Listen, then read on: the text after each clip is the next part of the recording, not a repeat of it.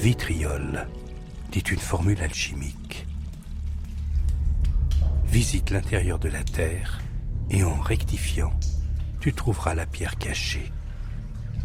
L'antimoine, notre matière première, qui après de multiples rectifications et purifications, donne naissance à la pierre philosophale. Ce minerai métallique se trouve dans de nombreuses mines en Europe, en particulier dans le Massif central. Il ne servait pas qu'aux alchimistes. On l'utilisait pour durcir le plomb des caractères d'imprimerie et pour soigner certaines maladies. Mais les alchimistes ont donné à l'antimoine son aura mystérieuse. Le lever de l'aurore. Ce manuscrit alchimique de la fin du Moyen Âge montre l'extraction de l'antimoine. Mais que fait ce pélican à côté de la mine?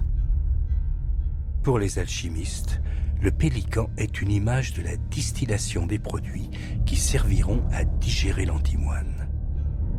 La distillation fractionnée.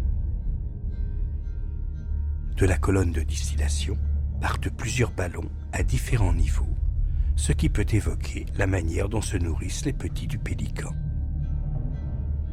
Ce traité du XVIe siècle montre une opération de distillation fractionnée. Elle se réalise avec un appareillage qu'on appelle aujourd'hui encore un pélican. Cette distillation fractionnée, on la pratique de nos jours à grande échelle pour distiller l'or noir. Les tours de cracking des raffineries ne sont que de gigantesques pélicans.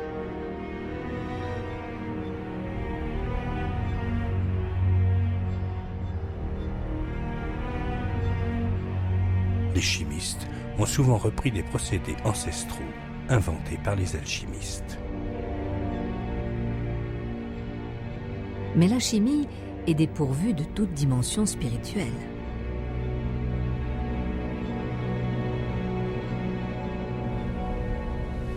C'est pourquoi, dans notre voyage alchimique, notre matière première, nous ne sommes pas allés la chercher dans la mine la plus proche, mais au bout de la Galice, en empruntant les chemins initiatiques de Saint-Jacques de Compostelle. Une quête qui nous emmène bien au-delà de simples opérations chimiques.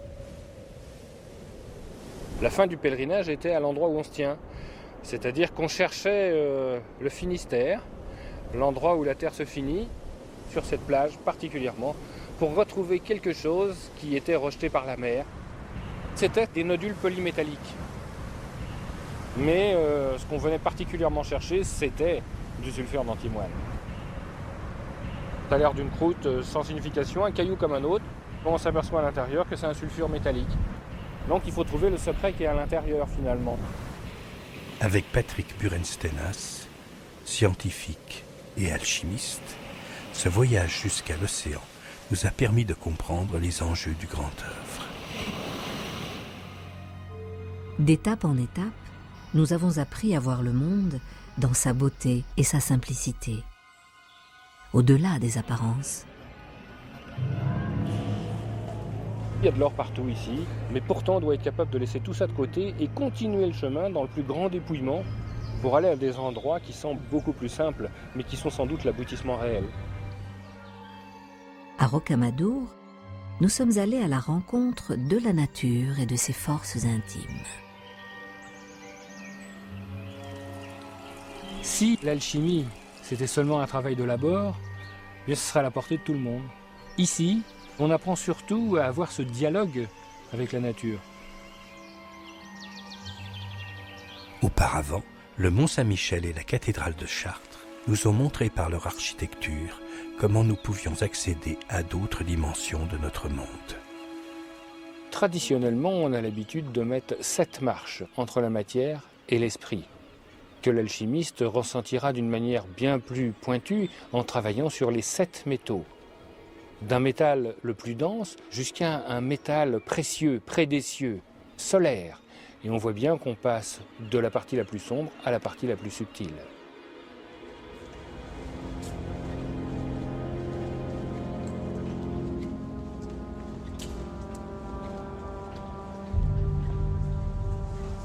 Il y a bien longtemps déjà, souvenez-vous, que nous nous sommes mis en route.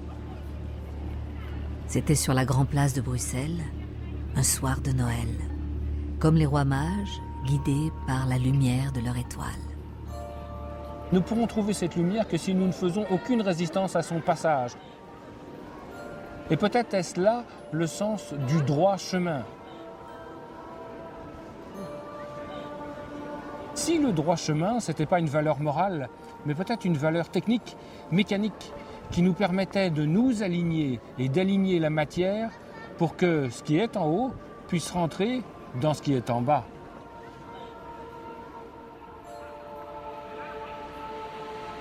Et maintenant, en quittant la Galice avec notre matière première, nous allons nous mettre au travail dans notre laboratoire pour trouver ce droit chemin qui conduit au cœur de la matière et à la pierre philosophale.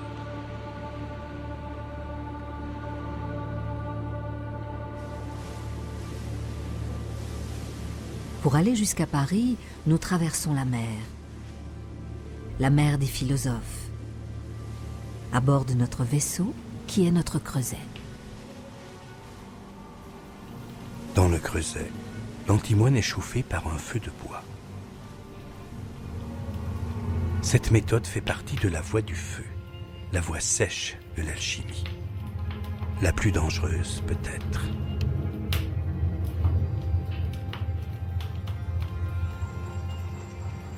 Nous avons vu qu'il fallait un sel, le sel de rosée, pour provoquer la fusion du métal. On va faire la première fois avec le sel de rosée. C'est un accélérateur, c'est quelque chose qui déclenche. Tant qu'on a besoin de déclencher la réaction, eh bien on l'utilisera. Ça peut durer une vie. C'est-à-dire qu'on peut passer un certain nombre d'années à travailler uniquement avec le sel de rosée, parce qu'il faut déclencher la réaction. Avec le temps, eh bien, on va apprendre à faire la même chose sans déclencher la réaction, mais en apprivoisant le métal et avec finesse, cette fois, lui permettre de faire sortir son propre feu, sans le provoquer, sans l'énerver. Au début, je provoque quelqu'un pour qu'il sorte sa colère, et puis à la fin, je suis tellement moi apaisé, eh bien, qu'il va la dévier vers autre chose. Par exemple, quand quelqu'un est en colère et puis qu'on lui donne une bêche et qu'on lui dit « va bêcher le jardin », il va transformer une force de destruction en une force de construction. Ben là, c'est un peu la même chose. On peut dire que quand on prend notre métal, il est en colère, et puis petit à petit, on va l'apaiser jusqu'à ce qu'il soit calme. Et puis une fois qu'il est paisible, eh ben, on peut souhaiter qu'il trouve la paix. Et bien sûr, l'expérimentateur aussi. Mais pour ça, il faut que les deux soient en parfait accord. Il faut qu'on s'écoute, il faut qu'on s'entende. Cette ouverture d'esprit, nous sommes allés la chercher dans notre voyage jusqu'à Compostelle. Dans le deuxième temps de notre périple, en faisant route vers Paris, nous arrivons en vue de Chartres. Nous y découvrirons des messages alchimiques que nous n'avions pas remarqués lors de notre première visite. Ils ne nous auraient pas été très utiles, car alors nous n'étions pas prêts à commencer le travail du laboratoire. Nous étions allés au portail nord du transept de la cathédrale. Cette fois, nous allons au portail sud du transept. Là, quelques représentations n'ont rien de spécifiquement chrétien.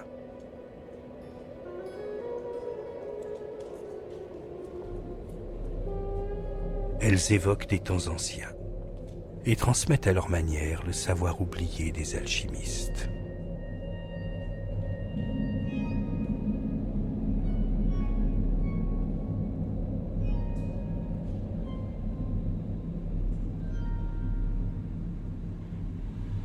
Pour la première fois, on va voir des représentations pratiques, graphiques du grand œuvre. Le mode d'emploi est là, mais dans le désordre. Et ce sera à chacun, en fonction de ce qu'il a compris lors du voyage qu'on a fait ensemble, de remettre un peu ses idées en place. un cavalier est éjecté de son cheval. Un alchimiste imprudent? Premier conseil. On ne pourra commencer ce grand œuvre que si on est capable de maîtriser ses propres émotions. Ça représente aussi un des éléments alchimiques qu'on appelle le soufre, c'est-à-dire l'animation, ce qui fait bouger les choses. Quand je vais travailler un métal, la première chose qui va se passer, c'est qu'il va s'agiter. Et nous, on doit calmer la matière. C'est ce qui nous est dit ici.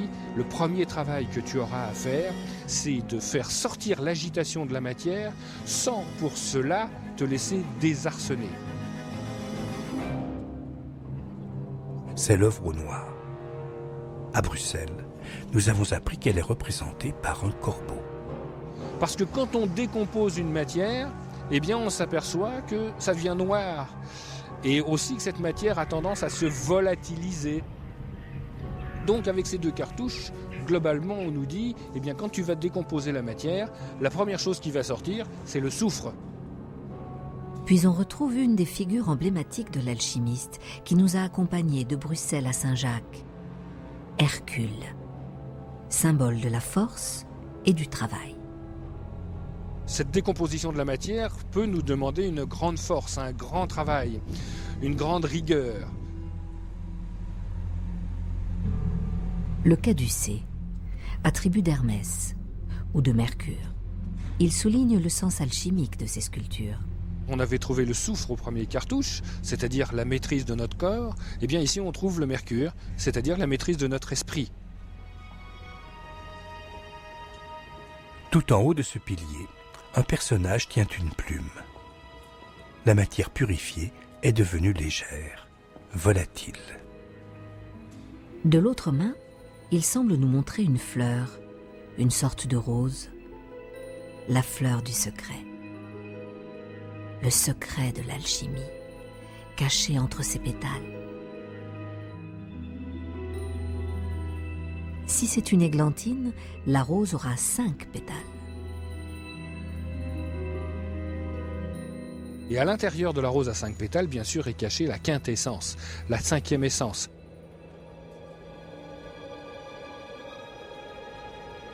Ce portail sud nous conduit de l'œuvre au noir à l'œuvre au rouge.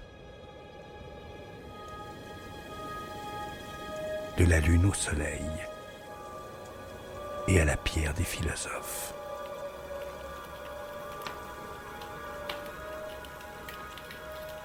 Tout est déjà dedans. L'idée, c'est seulement de le révéler et rien d'autre. Mais tout est là. À la première manipulation, eh bien, peut-être que la pierre peut se manifester. Rien ne s'y oppose en tout cas. La seule opposition, c'est peut-être ce que moi je pense, et c'est l'attente que j'ai. D'où l'importance de la dimension psychologique et spirituelle de l'alchimie. C'est vrai que dans un premier temps, quand je ne sais pas tout à fait faire l'œuvre, ou quand je ne suis pas en équilibre avec, je peux passer un certain nombre d'années à purifier ma matière première. Et ça veut dire que je serai toujours dans l'œuvre au noir. Donc je peux rester un certain nombre d'années à l'œuvre au noir, ensuite réussir à cristalliser mon métal d'une certaine manière. À ce moment-là, je serai plus à l'œuvre au blanc, mais ça peut durer aussi des années. Et puis mon métal, il est parfaitement cristallisé, mais c'est pas pour ça qu'il y a une étoile qui apparaît dessus, et c'est pas pour ça qu'à l'intérieur, il va y avoir quelque chose de particulier. Le premier tiers, on peut y rester 2 années, le deuxième tiers, on peut y rester des années, et puis le troisième tiers aussi. J'ai déjà fait l'expérience avec plusieurs personnes dans le même feu, et puis il y en a qui font, puis pas les autres. Alors que c'est le même creuset, c'est le même matériau, c'est le même feu.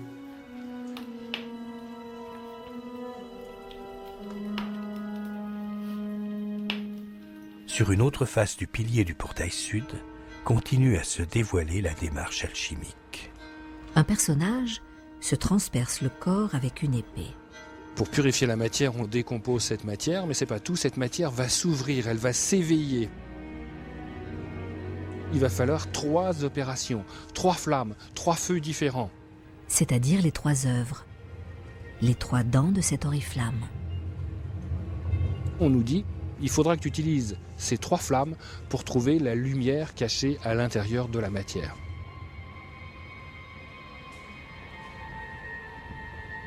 Au-dessus, un personnage en prière devant une sorte de créature dotée d'une queue et d'une tête de bouc. Le diable ?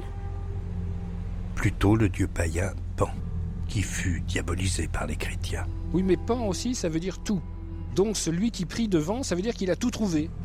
Et on nous dit par là même, une fois que tu auras ouvert la matière, que tu seras passé par les 3 feux, alors tu auras trouvé les secrets de chaque chose.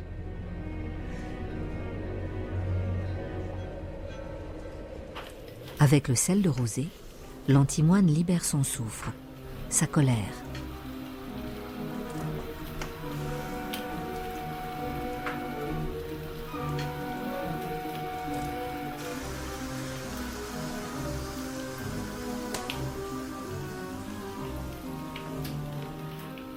Cette opération sera-t-elle suffisante pour purifier vraiment la matière ?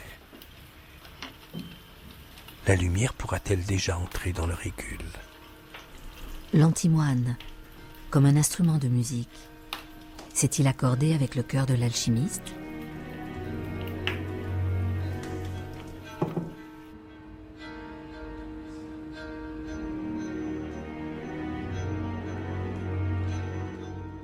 Sur le 2e pilier du portail, on découvre une pléiade de rois musiciens. À qui vont-ils dédier leurs concerts ? À l'alchimie peut-être bien, puisqu'ils sont entourés d'images alchimiques.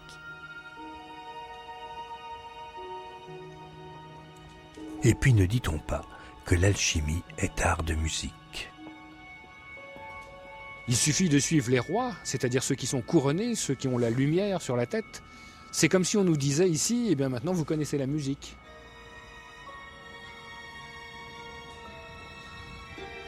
Parmi ces images alchimiques, voici d'abord le dragon, céleste par ses ailes, terrestre par ses griffes qui le fixent au sol.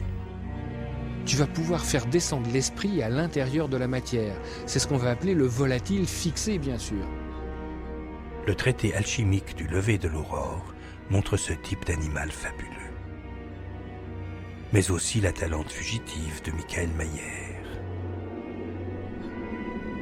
Dans la pierre des philosophes de Lamspring, le dragon est dominé par le seigneur des métaux, l'antimoine.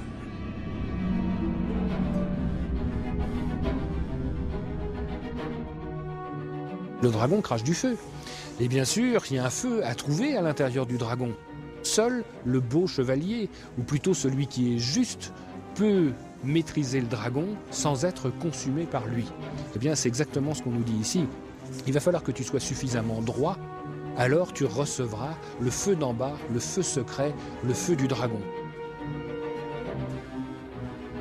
Mais avons-nous été assez droits ? Avons-nous reçu le feu secret ? Que va nous révéler la structure du régule ?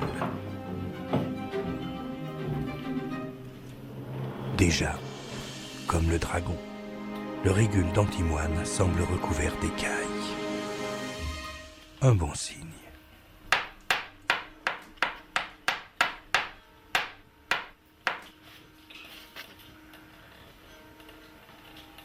Parce que c'est dans la petite grotte qu'il doit se passer quelque chose. Quand le régule a une forme d'étoile, on doit trouver l'enfant. 3 rois mages cherchent le Christos, et puis pour se repérer, eh bien, ils suivent une étoile à 5 branches. Je vais essayer de le casser un peu plus pour voir ce qu'il y a dedans. Ah voilà, c'est beau ça. Je pars d'ici, j'ouvre, on voit donc que tout converge vers un point ici. Et ici, là on voit comment l'étoile, elle n'est pas encore à 5 branches, mais elle y est là.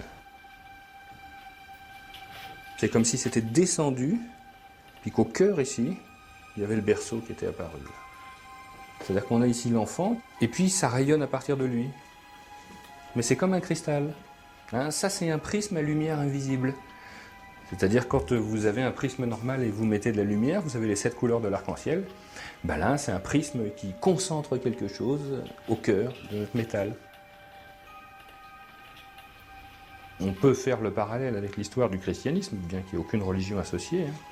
mais en disant que c'est le Christos, et le Christos, c'est le cristal. Et bien sûr, il est sous l'égide d'une étoile, et cette étoile a 5 branches.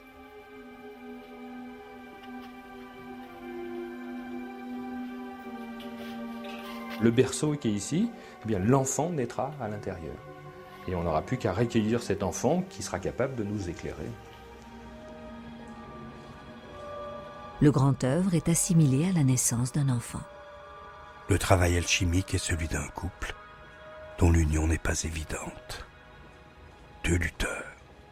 Pour bien nous montrer que c'était une femme, on a pris la précaution de sculpter ici en bas une quenouille. Et ici, pour montrer que c'était un homme, bien qu'on lui ait coupé la tête, eh bien on voit un pot en bas. L'homme est traditionnellement associé au soufre, c'est le mouvement, c'est l'émotion. Alors que la femme est traditionnellement associée à la réflexion, c'est l'esprit, l'intériorité. Nous, on cherche l'unité, et pour pouvoir trouver cette unité, il va falloir associer ces 2 énergies. C'est ce qu'on appelle en alchimie une noce chimique. Pas une noce alchimique, mais une noce chimique. À la manière des contes de fées, de nombreux livres d'alchimie célèbrent ces noces, royales, puisque couronnées de lumière. Le soufre se joint au mercure. Et en retour, la lune s'unit au soleil. Comme dans la splendeur du soleil de Salomon Trismosin. Dans les 12 clés de Basile Valentin, un évêque bénit et scelle cette union. C'est en somme le mariage de l'animus et de l'anima. Le message onirique des alchimistes ouvre, selon le psychanalyste Carl Gustav Jung, la porte du désir et de l'inconscient. Le lever de l'aurore. Le rosaire des philosophes. Mais l'alchimie réunit surtout l'homme et l'univers, le microcosme et le macrocosme. Cette quête de l'unité anime toute la démarche alchimique. On nous dit ici d'associer 2 types d'énergie. Ça va être donc une opération essentielle, difficile à faire, qui nous demandera beaucoup de patience et beaucoup d'ouvrage. Mais si on réussit à la faire, alors de cette noce chimique, un enfant naîtra. Et cet enfant, étant dans la cohabitation pacifique, eh bien, sera forcément unitaire. Et l'enfant naissant de cette noce chimique, eh bien, ce sera la pierre philosophale. La pierre philosophale. La concentration d'une énergie mystérieuse qui se fraye un chemin jusqu'à l'intérieur du régule pour aboutir à la formation d'un cristal. La quintessence de ce métal va se condenser au centre, donc libérer de la place.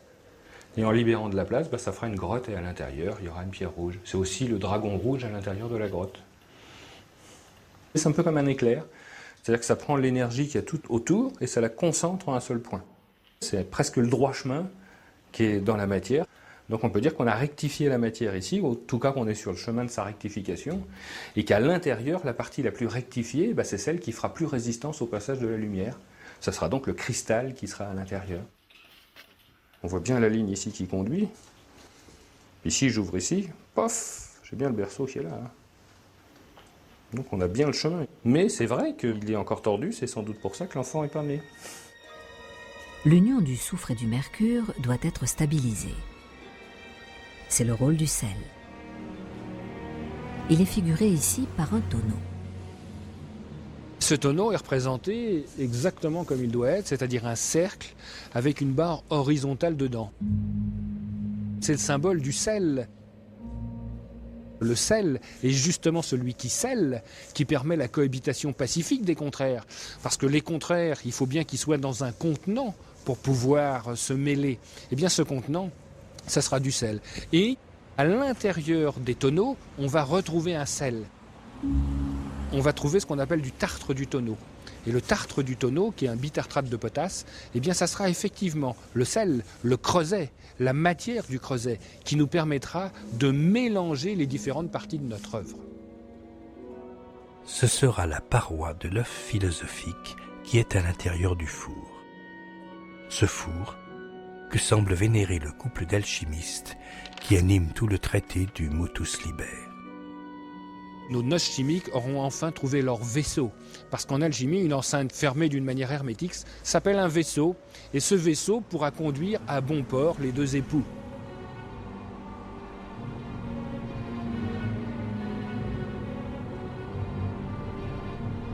À l'extérieur du porche, de nombreuses autres images, très abîmées.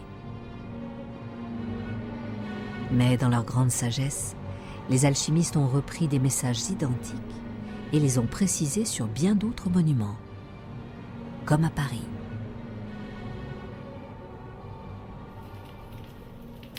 Cependant, nous en savons peut-être déjà assez pour tenter une nouvelle fusion de l'antimoine.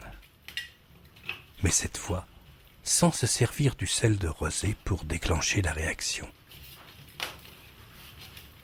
On va utiliser juste le feu et espérer que le feu de l'extérieur déclenche le feu de l'intérieur. Et si le feu de l'intérieur se déclenche, le matériau va se mettre à fondre. Sinon, non. Parce que la température du feu de bois ici est inférieure à la température de fusion. Donc il faut qu'il y ait une énergie qui vienne de quelque part. On dit que c'est la salamandre, l'esprit du feu. Et donc si on lui a fait un nid correct, eh ben, la salamandre va descendre à l'intérieur.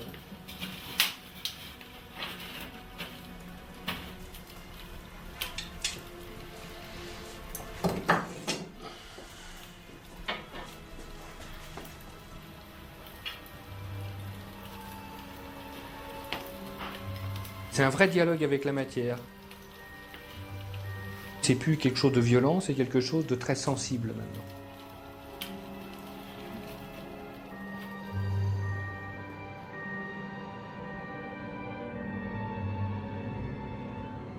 Et c'est ainsi que nous pouvons aborder Paris. Paris, une ville où vécurent de nombreux alchimistes. Ils ont dû laisser dans les replis de ces murs de nouveaux indices pour nous guider sur la voie du grand œuvre. Au bord de la Seine et au milieu de la ville, comme à Bruxelles sur la Grande Place, c'est Saint-Michel qui nous attend. Place Saint-Michel.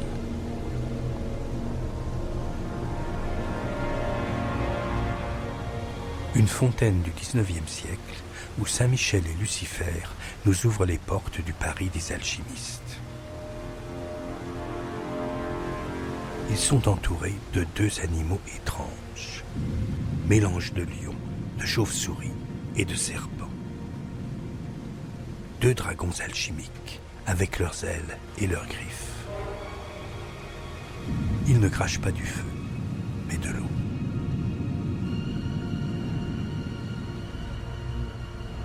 Ce sont des griffons, les gardiens des fontaines. Les fontaines alchimiques sont les sources de la connaissance. La matière a été ouverte, une eau en sort, mercurielle, dit-on. Car cette eau nous transmet, comme Mercure, un message. Un message qui nous invite à chercher ce qui est au cœur de la matière. Évoquant les trois œuvres, l'eau rebondit sur trois marches. Elle s'unit au feu de Saint-Michel. De son index, l'archange montre le ciel, le feu d'en haut, et son épée est flamboyante. Elle ondule à la manière d'une flamme. Mais tenue de cette façon, elle rappelle l'autre attribut de Saint-Michel, le fléau de sa balance qu'il tiendra au jour du jugement dernier.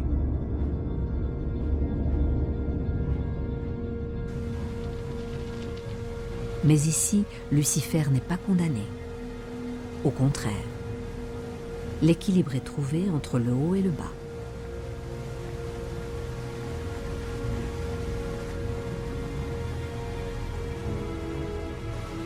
Le feu de Lucifer, qui est dans la matière, peut se dégager et s'unir à celui de Saint-Michel. Comme dans le Creuset, l'antimoine par sa seule énergie interne, va peut-être pouvoir libérer tout son feu et parvenir à la fusion. Rien ne s'oppose au fait que l'énergie ne vienne pas de l'extérieur, mais qu'elle vienne de l'intérieur même du métal. On trouve tout à fait normal de faire des réactions thermonucléaires, c'est-à-dire de dégager de la chaleur de l'intérieur d'un métal en le décomposant, et on ne trouverait pas normal de le faire ici. Oui, un phénomène de fusion, un phénomène de fission va dégager une énergie incroyable de l'intérieur même de la matière. La matière n'est qu'un fil d'énergie qui revient sur lui-même. La matière est tissée, elle est tricotée. Chaque matière, si je la détricote, je vais trouver un fil d'énergie à l'intérieur qui va être incroyable. Donc c'est tout à fait normal que si je suis capable de détricoter la matière, de la purifier, et bien que je déclenche de l'intérieur de cette matière une énergie bien supérieure à la température ou à l'énergie thermique du bois.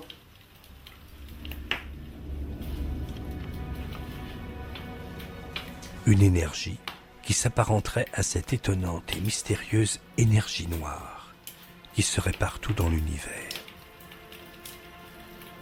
Noire, parce qu'on ne peut pas la voir ni en connaître la nature. Les physiciens actuels en ont déduit la présence il y a quelques années seulement. Elle compose 72% de l'univers. Et c'est elle qui provoquerait l'accélération de l'éloignement des galaxies. Cette énergie, les alchimistes l'utilisent depuis des milliers d'années. C'est ce qu'ils appellent, avec justesse, la lumière. Ideo fugieta te omnis obscuritas, hic est totius fortitudo fortitudine fortis, quia vincet omnem rem subtilem, omnemque solidam penetrabit, disait la table d'émeraude. Et toute obscurité s'enfuira de toi. La lumière est la force forte de toute chose, car elle vaincra toute chose subtile et pénétrera toute chose solide. Les alchimistes sont allés jusqu'à l'ultime porte du secret de l'univers. Par exemple, Nicolas Flamel, sans doute le plus célèbre et le plus énigmatique de tous les alchimistes. On dit qu'il réalisa la pierre philosophale et même qu'il aurait réussi à maîtriser le temps en parvenant à l'immortalité. Il vivait à quelques centaines de mètres de la fontaine Saint-Michel, de l'autre côté de la Seine, il y a bien longtemps.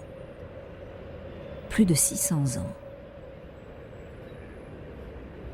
Il était né en plein Moyen-Âge, vers 1340. Il habitait là où passe aujourd'hui la rue de Rivoli. Il avait épousé Dame Pernelle et exerçait le métier d'écrivain public. Son échoppe était adossée à l'église Saint-Jacques de la Boucherie, qui a été détruite à la Révolution. Il ne reste que le clocher de cette église, la fameuse tour Saint-Jacques.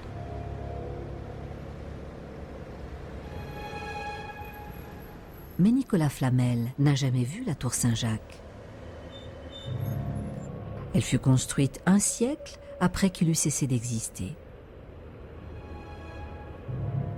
Elle marquait le départ, depuis Paris, du chemin de Saint-Jacques de Compostelle. Mais elle est devenue un hommage à Nicolas Flamel et à l'alchimie.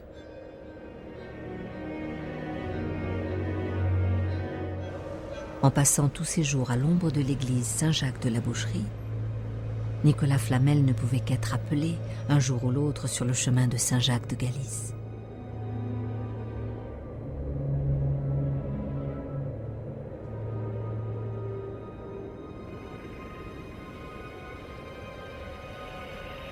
On dit que c'est au retour de ce pèlerinage qu'il réalisa la pierre philosophale.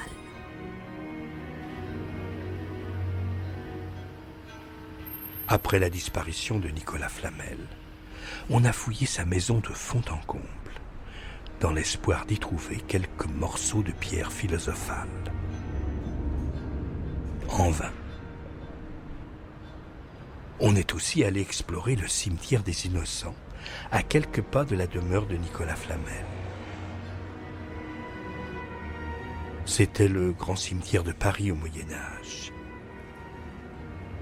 Il était entouré d'arcades, au-dessus desquelles s'entassaient des centaines de milliers de crânes et d'ossements. Nicolas Flamel avait fait décorer 2 de ces arcades. Juste avant la destruction du cimetière, en 1786, un architecte, Charles-Louis Bernier, réalisa quelques dessins pour conserver un souvenir de ce lieu étrange et terrifiant. Parmi ces dessins, on trouve ce témoignage d'une des 2 arcades décorées par Nicolas Flamel. L'alchimiste y avait-il inscrit le secret du grand œuvre, et par là même celui du monde et de la matière? Tout fut rasé.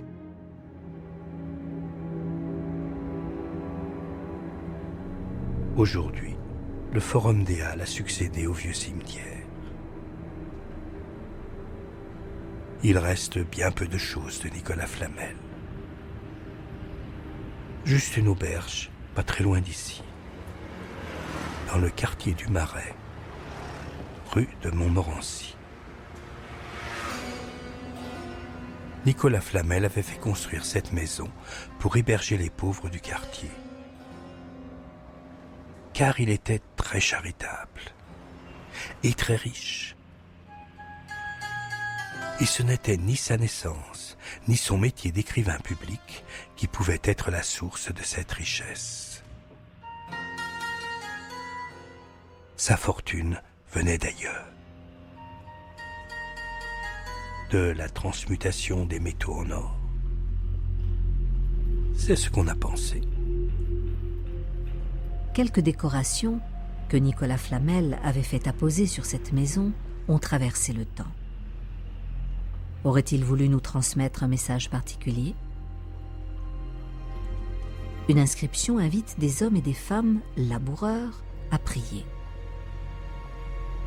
Mais quels laboureurs? Ceux de la terre, ou bien les laboureurs du ciel, ainsi que se nomment souvent les alchimistes? Nicolas Flamel avait aussi fait représenter quelques anges musiciens. Une publicité pour ses enluminures? Une évocation du paradis? Ou, comme à Chartres, une allusion à l'alchimie, art de musique? On trouve encore 2 lettres calligraphiées, N et F. Nicolas Flamel. Enfin, son portrait présumé. Malgré quelques indices, pas de preuve flagrante de l'intérêt de Nicolas Flamel pour l'alchimie. Apparemment. Apparemment. Peut-être est-ce là justement une première leçon d'alchimie que nous délivre Nicolas Flamel. En alchimie, on est capable de voir au-delà des apparences, c'est-à-dire non pas voir le pull, mais voir le fil qu'il tisse. Et donc dès l'instant que j'ai vu le fil qu'il tisse, je suis capable de tirer sur le bon fil et de détricoter la matière.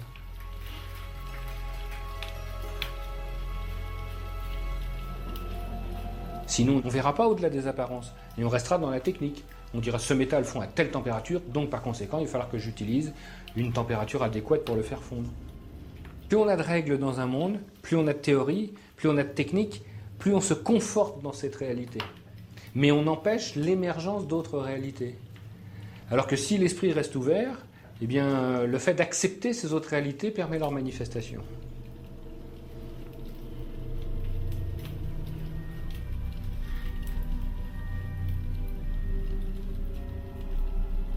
Les apparences sont détruites par l'œuvre noire. Alors tirons sur le fil qui génère et sous-tend toute réalité.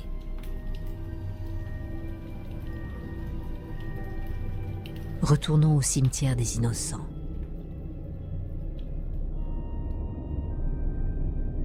C'est là que naît vraiment Nicolas Flamel, alchimiste.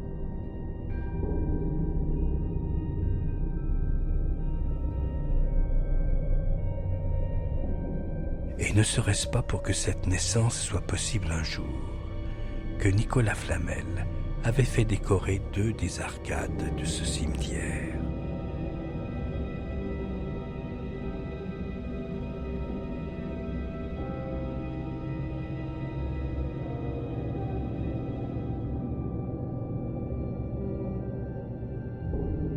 On trouvait d'abord, vers la rue de la Lingerie, un homme tout noir, disait-on, qui montrait le cimetière avec cette étrange inscription « Je vois merveille, dont moult je m'ébahis ».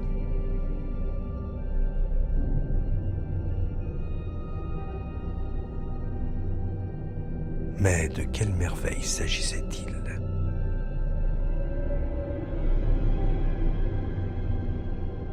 On a pensé qu'il s'agissait de la 2e arcade que Nicolas Flamel avait fait décorer, un peu plus tard, du côté de la rue Saint-Denis.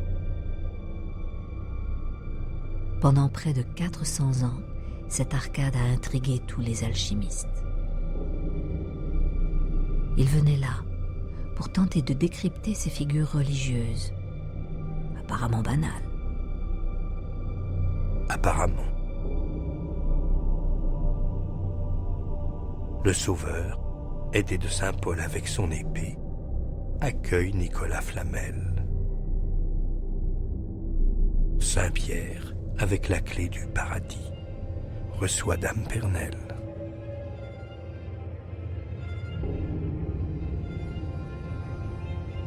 Mais c'est au bas de cette sculpture que les alchimistes ont vu des enseignements qui leur semblaient destinés.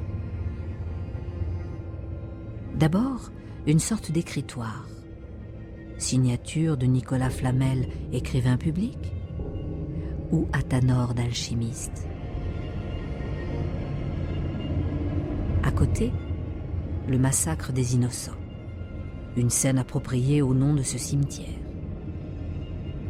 Ne serait-ce pas l'œuvre au noir, où la matière première, vierge, innocente, est décomposée en ces divers éléments?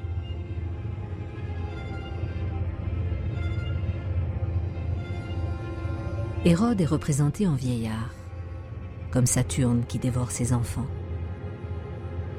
Son épée indique qu'il faut percer la matière pour en percevoir tous les secrets. Percez et vous verrez.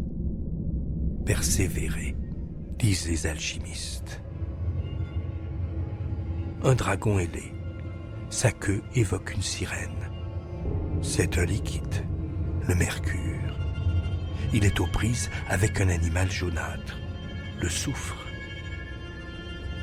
C'est une noce chimique.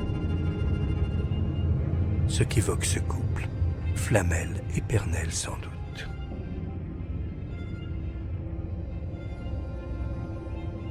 De cette noce chimique naîtra la pierre philosophale, source d'immortalité. D'où cette résurrection de 3 personnages, comme les 3 principes de l'œuvre. 2 anges. Leurs ailes indiquent que la matière purifiée est devenue volatile. Enfin, un lion rouge, avec des ailes, lui aussi. C'est le feu céleste. Il chevauche un personnage pour lui communiquer ce feu.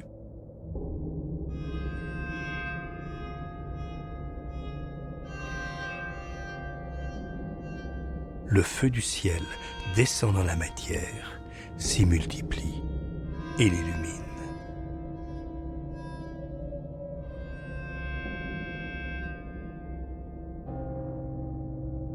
Sous cette arcade, les alchimistes pensaient contempler les arcanes du grand œuvre.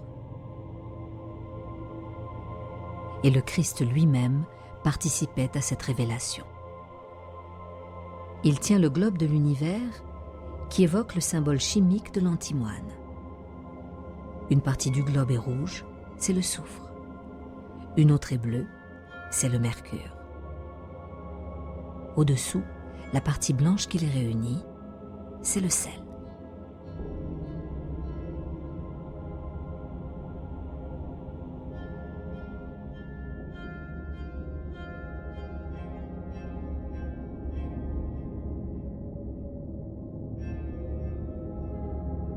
En 1612, parut un livre qui regroupait 3 traités d'alchimie.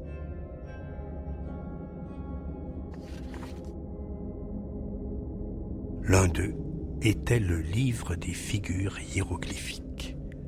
Il était signé Nicolas Flamel. Pierre Arnaud de la Chevalerie, un pseudonyme, présentait ce livre. Il disait l'avoir retrouvé le texte de Flamel par hasard et l'avoir traduit du latin. Un livre extraordinaire. Nicolas Flamel lui-même y présente son arcade. Il en dévoile toute la portée alchimique avec la signification particulière des couleurs qu'il avait choisies pour la décorer. On y remarque un goût prononcé et étonnant pour la couleur orange.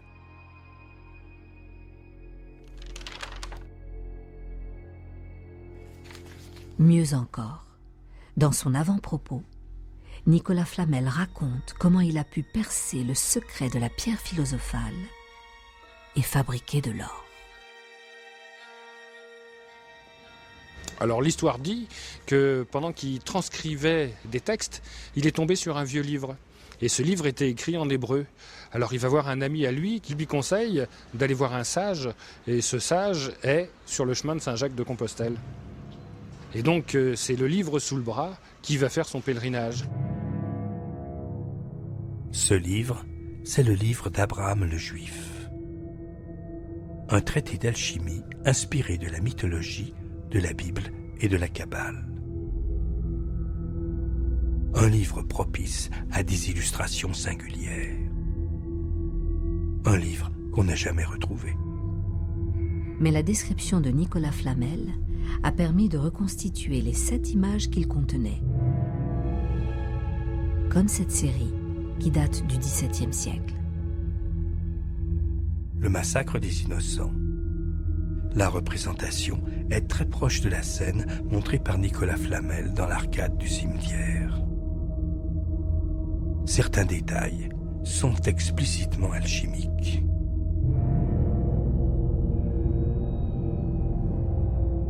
De curieux jardiniers, des laboureurs, des alchimistes sans aucun doute.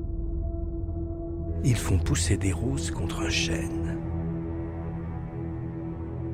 Un chêne dont le tronc est creux. C'est l'Athanor et son secret. Le tronc donne naissance à une source, la source de la connaissance, bien entendu.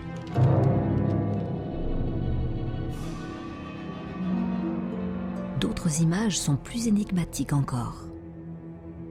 Nicolas Flamel n'y comprend rien. D'où son espoir de rencontrer sur le chemin de Compostelle un rabbin kabbaliste qui lui expliquerait le sens de ce livre fabuleux. Un livre fort vieux et beaucoup large. Écrit-il. Fait d'écorce de tendres arbrisseaux, à la couverture de cuivre toute gravée de lettres et de figures étranges.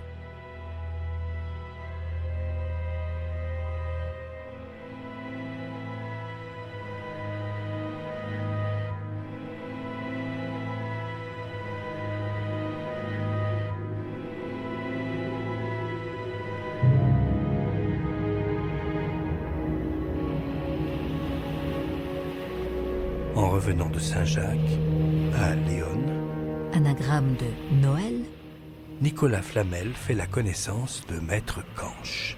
Maître Chance. Il semble comprendre le livre. Nicolas Flamel s'embarque alors avec lui pour la France.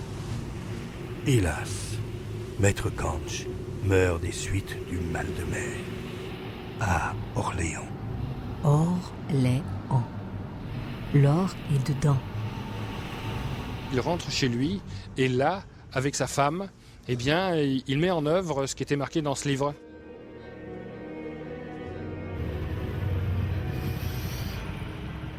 Et curieusement, à partir de ce moment-là, eh bien, il se trouve à la tête d'une fortune assez colossale. Et ce qui est assez intéressant, c'est de voir que cette fortune, eh bien, ils ne l'ont pas gardée que pour eux. Bien sûr, ils ont vécu largement, mais ils en ont fait profiter tous les pauvres de leur quartier. Une histoire exemplaire. Trop, sans doute. Car pour les historiens, Nicolas Flamel, alchimiste, est une pure invention d'Arnaud de la Chevalerie, qui serait l'auteur, à part entière, du livre des figures hiéroglyphiques. Une création géniale de toute façon. Puisque Nicolas Flamel, alchimiste, est désormais plus vrai que la vraie vie. Il se passe quelque chose.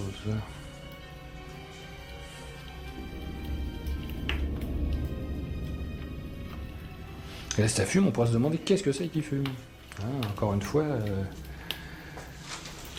c'est déjà rentré en fusion, ça a déjà été coulé. Ce qui est quelque chose de complètement anormal, dans le sens où on l'a déjà coulé une fois, et même si on pouvait supposer que la première fois le métal n'était pas pur, donc il y avait du soufre à l'intérieur, que ce soufre se dégage, mais il continue toujours à se dégager. Là. Alors on pourrait se demander, mais qu'est-ce qui se dégage? Il se passe quelque chose à l'intérieur du creuset. J'ai rien rajouté dedans, ce n'est que de l'antimoine pur, il n'y a rien d'autre. Et pourtant il y a une réaction qui semble s'amorcer à l'intérieur.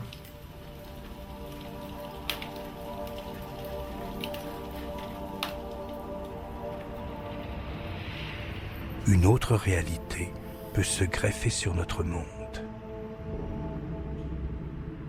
Tel serait en somme le testament de Nicolas Flamel, écrivain public et alchimiste. Sa pierre tombale, qui est aujourd'hui au musée du Moyen-Âge, à Paris, résume tout.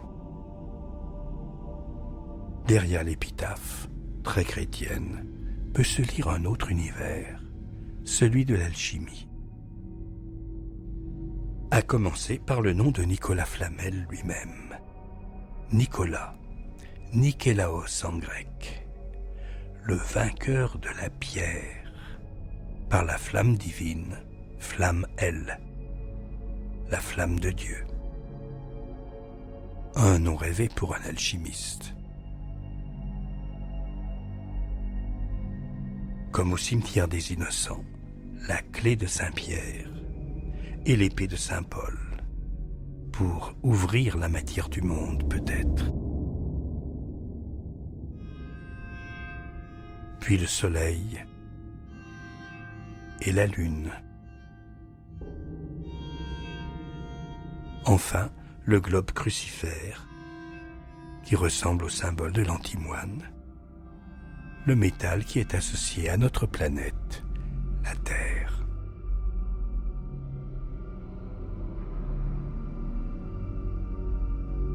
Au pied de l'épitaphe, un corps en décomposition, image de l'œuvre au noir par où il faut passer pour trouver d'autres niveaux d'existence.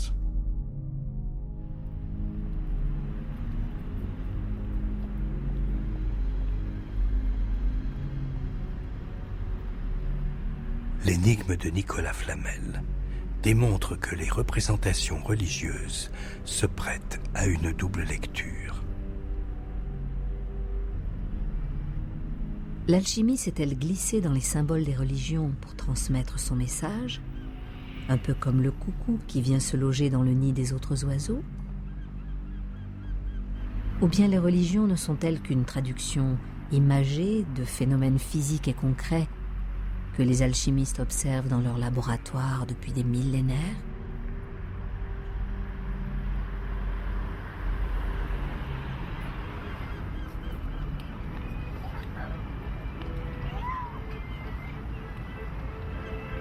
Alchimie et religion se livrent à une danse bien étrange.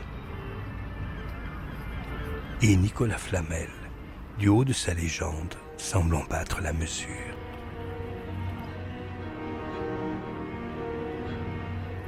Sur la montagne Sainte-Geneviève, derrière le Panthéon, l'église Saint-Étienne-du-Mont entre à son tour dans la danse. Avec des vitraux extraordinaires qui sont placés un peu à l'écart dans le couloir de la sacristie. Réalisés au début du XVIIe siècle, ils sont contemporains du livre des figures hiéroglyphiques. Ils illustrent l'Ancien et le Nouveau Testament ou montrent des scènes édifiantes. Mais de nombreux détails font de ces vitraux un véritable livre d'alchimie qui traite des phases essentielles du grand œuvre. La crucifixion. Quoi de plus religieux? Mais la croix est plongée dans un chaudron bouillant. On attise le feu. Un homme s'acharne contre une hostie. Ce vitrail raconte le miracle du couvent des Billettes à Paris. Au Moyen Âge, un hérétique avait profané une hostie et l'avait plongée dans l'eau bouillante. De l'hostie profanée s'était élevé soudain le Christ en croix. Un miracle. Un message alchimique.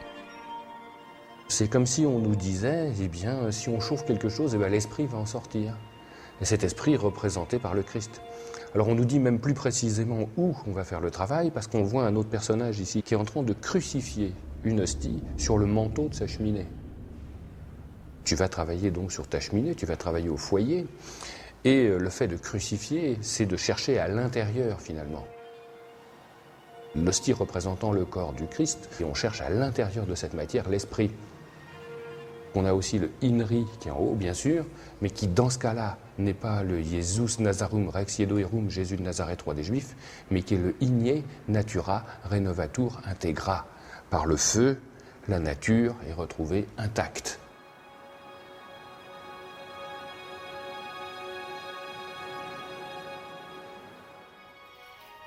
Et on dirait un puits, un trou, on dirait de l'eau.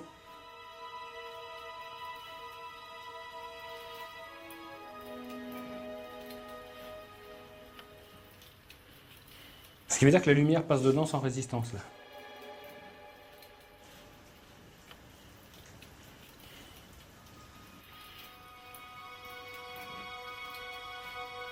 Eh, vous voyez le fond du creuset, là, je rêve pas, là.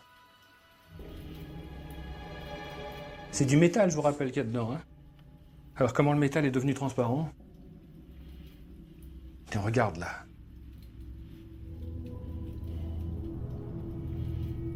Ça fait comme des lentilles d'eau sur une mare.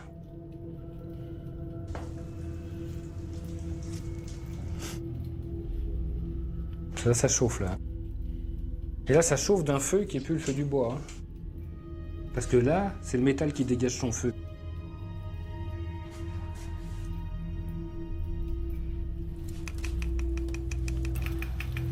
Vous voyez comme ça se ride? Donc là, vous voyez le fond du creuset alors qu'il y a du métal. Hein.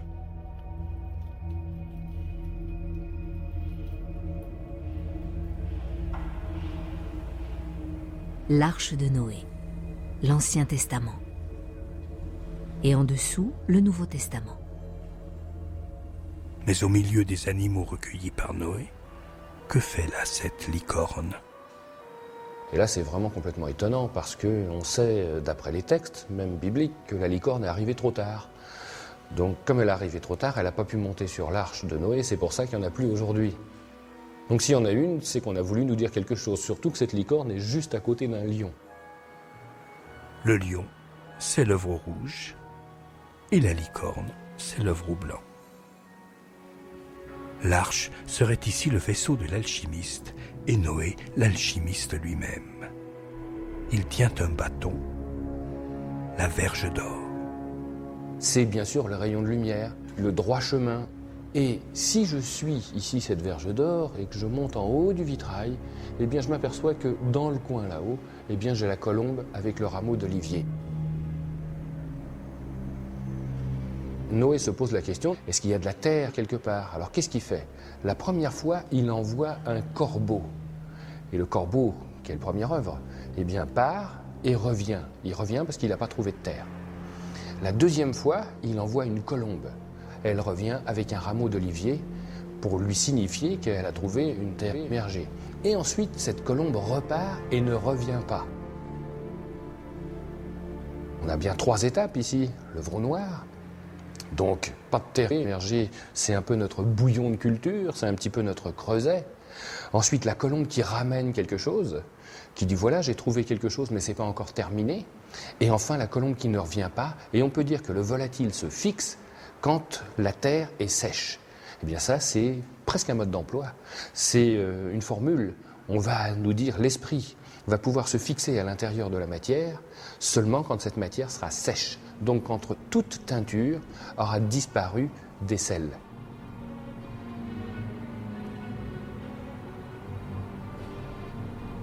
Dans le Nouveau Testament, c'est maintenant le Christ qui conduit le vaisseau. Mais on a figuré quand même les 3 étapes. Là, on a bien pris la précaution de mettre 3 mâts. Elles sont figurées ici par les 3 parties de la population, qui sont les rois, les ecclésiastiques et les laïcs. Et en dessous, les 3 feux qui sont figurés par ces 3 angelots qui sont en train de souffler sous le bateau. Ainsi le bateau peut-il avancer sans voile? C'est normal parce qu'ici on a voulu nous parler d'une vérité dévoilée.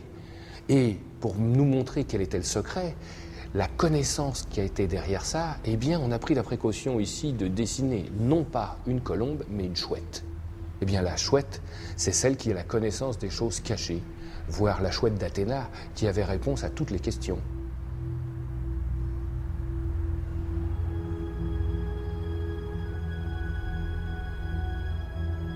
Là, on est presque au bout, là. Si le corps ne fait pas résistance au passage de la lumière, ça veut dire que la lumière peut rentrer à l'intérieur, c'est ce cas-là. Et si ça se fiche, c'est-à-dire si ça continue cet état-là alors qu'il est solide, ben, il va se recristalliser en fonction de la lumière, c'est-à-dire de la quintessence. Mais déjà, on peut dire que là, eh ben, il a une capacité qui est hors du commun.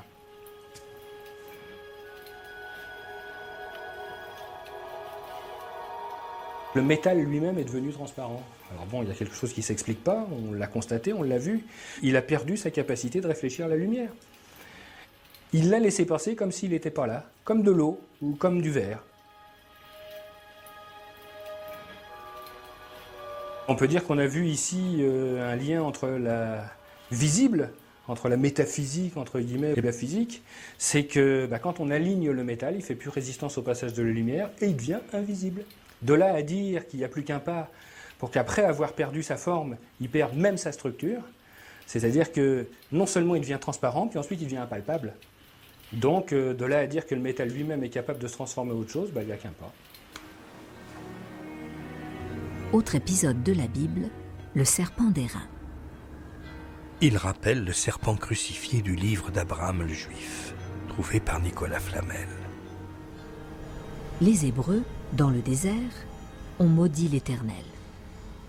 Pour les punir, Yahvé leur envoie de venimeux serpents rouges. Alors, pour sauver son peuple, Moïse fait édifier un serpent d'airain. C'est-à-dire un serpent de bronze. Et tous ceux qui regarderont ce serpent ne seront plus mordus par les serpents de feu. Le bronze, c'est le métal qui résonne, celui qui nous met en accord. Donc on peut dire que tous ceux qui seront en accord avec l'Éternel ne seront plus mordus par les serpents de feu. Et les serpents de feu, bien sûr, c'est les émotions. Et on nous dit ici, eh bien, si tu es capable de regarder le serpent d'airain, celui qui nous met à l'unisson, eh bien, à ce moment-là, tu ne seras plus mordu par tes propres émotions et tu pourras continuer ton chemin. Un chemin biblique et alchimique qui nous parle d'or. 7 pèlerins tournent autour d'une table. Sur la table, un plat en or. Et à l'intérieur de ce plat est un chien gris. Le chien gris, c'est un des symboles de la matière première. Ou le loup gris. Alors pourquoi ? C'est une caractéristique chimique de l'antimoine qui a comme particularité de manger tous les métaux sauf l'or. En dessous, une scène morale et instructive. On voit un vieillard qui est en train de compter son or, et ici on voit un personnage qu'on oblige à regarder. Alors ça représente d'un point de vue religieux l'avarice bien sûr, mais pour nous ça représente la matière première. Parce que l'antimoine est un métal qui a l'air d'être un vieillard, un vieux métal. Et pourtant, à l'intérieur, il y a le germe de l'or. Donc ici, on donne une leçon au cherchant qui est là, qui est d'ailleurs de couleur orange. La couleur orange qui est la couleur justement du cherchant, l'or en jeu, l'or à l'intérieur de lui. Donc si tu as l'or à l'intérieur de toi, eh bien tu t'attacheras aussi au métal vil. On ne s'arrêtera pas à l'apparence du vieillard, mais on cherchera la lumière qui est à l'intérieur.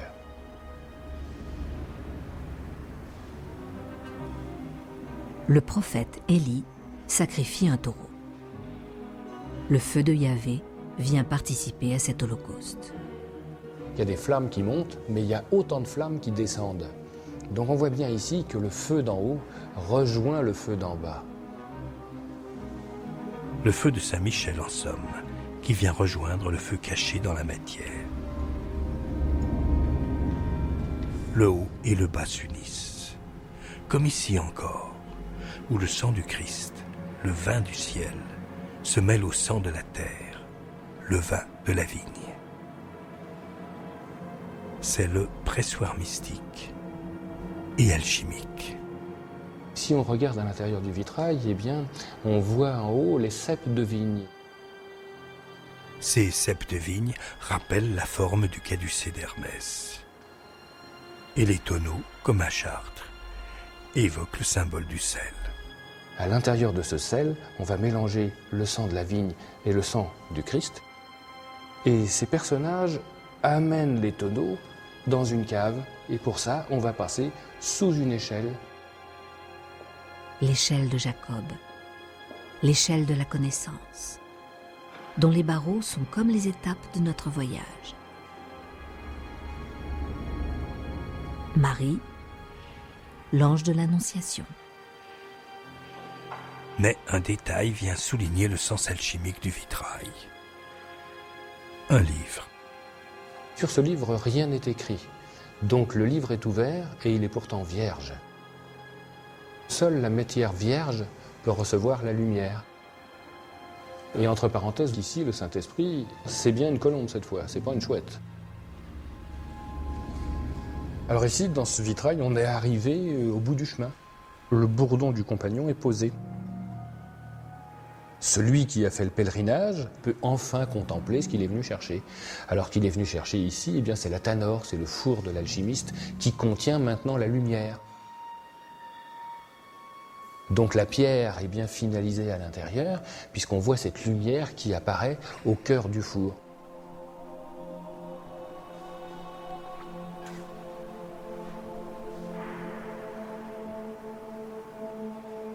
Alors bien sûr, ici on est dans une église, donc c'est le Saint-Sacrement. Mais le Saint-Sacrement, c'est bien ce qui contient l'Esprit.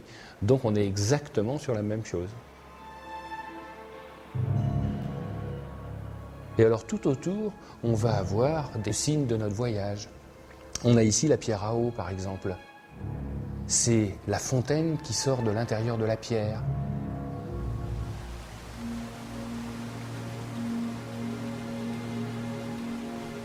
La partie volatile qui sort du fixe.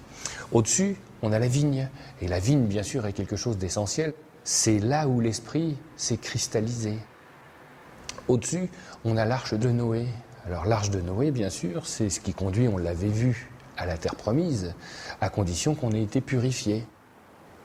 Ici, on a un feu, et de ce feu-là, on a 3 oiseaux qui partent. Donc on a ici les 3 feux qui sont figurés, juste en dessous de l'arche d'alliance. L'arche d'alliance, ce que cherche l'alchimiste finalement. L'alliance entre ici et ailleurs. L'unité. Ce qu'illustre le dernier vitrail, avec le chêne biblique de Membré. Il prend à l'intérieur de la terre les choses les plus noires, les plus sombres, il les monte jusqu'à la lumière, et une fois que cette matière est illuminée, eh bien il les rend à la terre. C'est donc cet arbre qui fait le lien entre le haut et le bas. Et on a une maxime en haut qui est importante, qui dit « J'en ai vu 3, j'en ai adoré qu'un ». C'est un peu ce qu'on a fait lors de notre chemin. On a vu 3 couleurs, noir, blanc, rouge, et finalement on n'en a adoré qu'une. 3 anges rendent visite à Abraham, qui tout heureux leur prépare un repas. Ils viennent de lui annoncer qu'il va avoir un fils. Donc on a ces 3 anges ici, ces 3 volatiles, ces 3 feux, encore une fois, qui viennent de dire que l'enfant est naissant. Et ici, derrière, on a ces 3 anges qui prennent le chemin.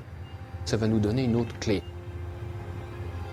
Ce chemin mène à Sodome et Gomorrhe, où tombe le feu du ciel. Les habitants fuient. Personne ne doit regarder ce feu. Hélas, la femme de Lot se retourne. Elle voit le feu céleste et elle est transformée en sel. Il y a 2 exceptions. La première, c'est que la femme, c'est Mercure, c'est le messager des dieux. Donc elle a vu ce qui s'est passé, mais elle n'a rien dit. Et comme elle n'a rien dit, elle a été scellée, car le sel scelle. Et la deuxième exception, c'est elle a vu ce feu, elle l'a fixé. Et on peut dire que le sel fixe le feu. Donc on nous donne ici un mode d'emploi assez intéressant sur la manière dont le sel est capable de fixer le feu. Alors mode d'emploi, eh bien on en a un autre ici, où on voit un chien. Le chien qu'on a rencontré lors de nos périples, le chien gris, notre antimoine. Eh bien le baquet dans lequel il boit, c'est du sang. Donc le liquide rouge absorbé par ce chien ici, eh bien, lui permet de lier quelque chose. Et pour bien montrer que ça se fait au feu, eh bien, à côté, on a pris la précaution de mettre un soufflet. Et enfin, le point d'orgue, c'est-à-dire la clé qui va nous dire que tout ce qu'on a raconté ici est bien lié à l'alchimie et pas autre chose, c'est que si on regarde attentivement le vitrail, on s'apercevra que sur la table ici est posé un couteau et que sur le couteau est dessiné le symbole de l'antimoine.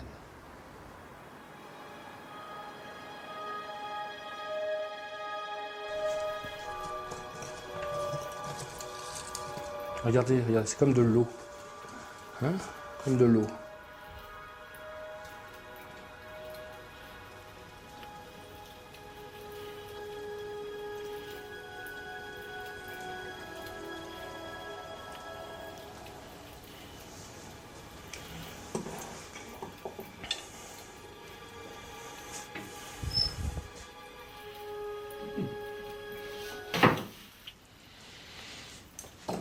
Je l'ai versé trop tôt. Je l'ai versé trop tôt parce que je pensais qu'il était solide déjà. Mais ça veut dire que la température qui était hallucinante, quoi. Je l'ai versé trop tôt. L'alchimie est une longue patience. Je pensais pas qu'il serait encore liquide. Mais ça veut dire qu'il a bien libéré son feu et qu'il continuait à être liquide.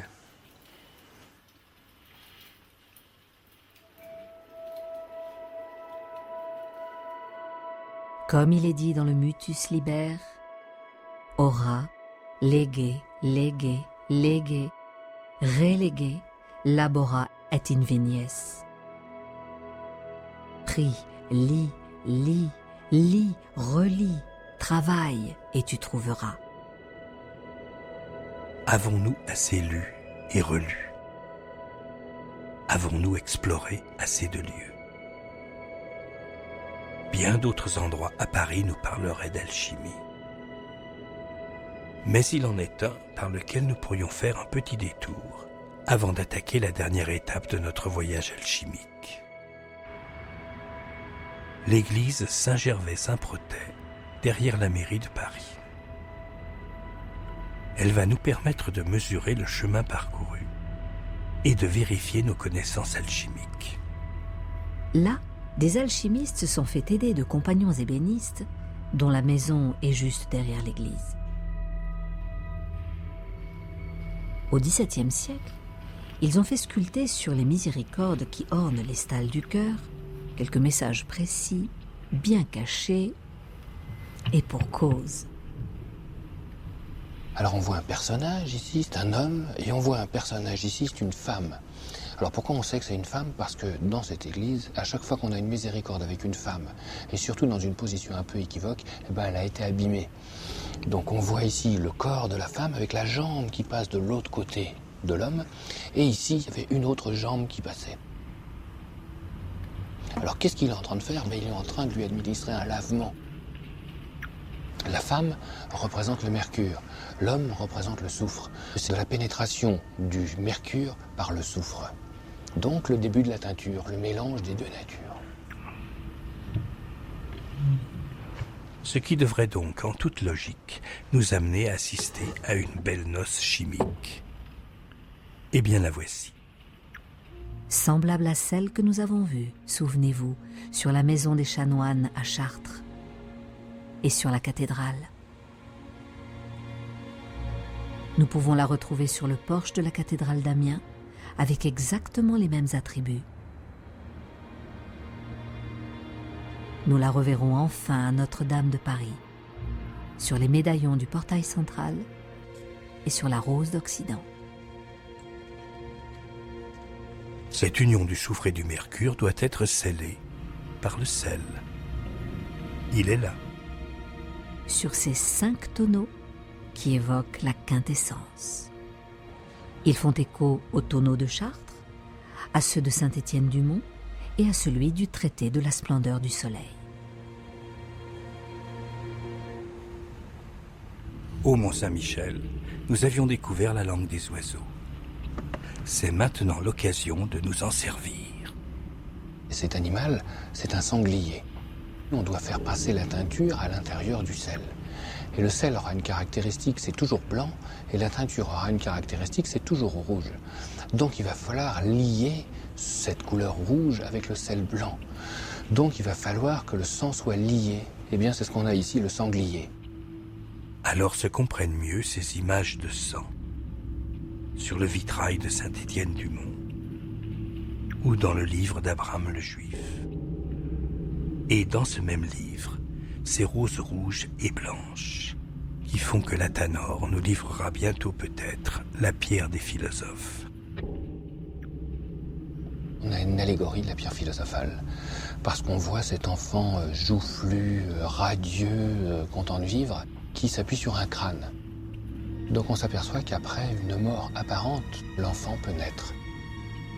La mort, l'œuvre noire, les enfants. Et nous ne l'avions pas remarqué sur la grande place de Bruxelles. La louve grise, l'antimoine, qui allaite les enfants et engendre la pierre. Nous pourrons alors aborder dans la dernière île de connaissance de notre voyage, l'île de la Cité. Sur la façade de Notre-Dame de Paris, nous découvrirons que toutes les opérations qui permettent d'obtenir la pierre philosophale sont racontées. Dans l'ordre, de façon logique, cohérente et lumineuse. Devant la cathédrale, nous serons face aux grandes œuvres.